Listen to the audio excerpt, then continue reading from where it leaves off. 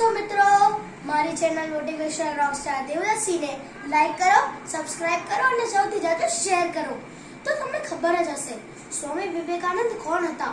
એમનો જન્મ 12મી જાન્યુઆરી 1863 ના કોલકાતા ખાતે થયું હતું અને એમનું બચપનનું નામ નરેન્દ્ર હતું. તો એક દિવસ એમના વિદ્યાલયમાં એમના દોસ્તોએ બહુ જીદ કરી કે નરેન્દ્ર અમને ઓલી વાર્તા સંભળાવીને.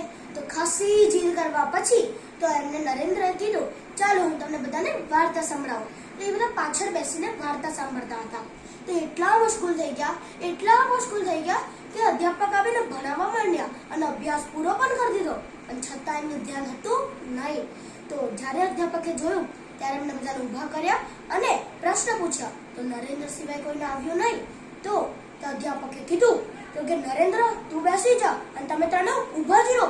તો નરેન્દ્ર ઊભો થઈને કે અધ્યાપકજી મેં પણ વાતો કરતો હતો, મને પણ દંડ મળવો જોઈએ. તો ત્યારે એની સચ્ચાઈ જોઈને એના અધ્યાપક ખૂબ પ્રસન્ન થયા. તો સ્વામી વિવેકાનંદ એક વક્તવ્ય પ્રેઝન્ટ કર્યું હતું કે જે હતું શિકાગોમાં એમને વક્તવ્ય આપ્યું હતું કે ઉઠો, જાગો અને ધ્યેય પ્રાપ્ત કરો અને તાલગી લડતા રહો. તો એમથી તે આપણું ભારતનું નામ રોશન કર્યું હતું. એ વક્તવ્ય હજી પણ આપણા કાનોમાં ગુંજે છે અને આવા ગુંજવાળા વક્તવ્યને આપણે હંમેશા યાદ રાખશી. અને હું સ્વામી વિવેકાનંદની શક્તિને પ્રણામ કરું છું. જય માતાજી.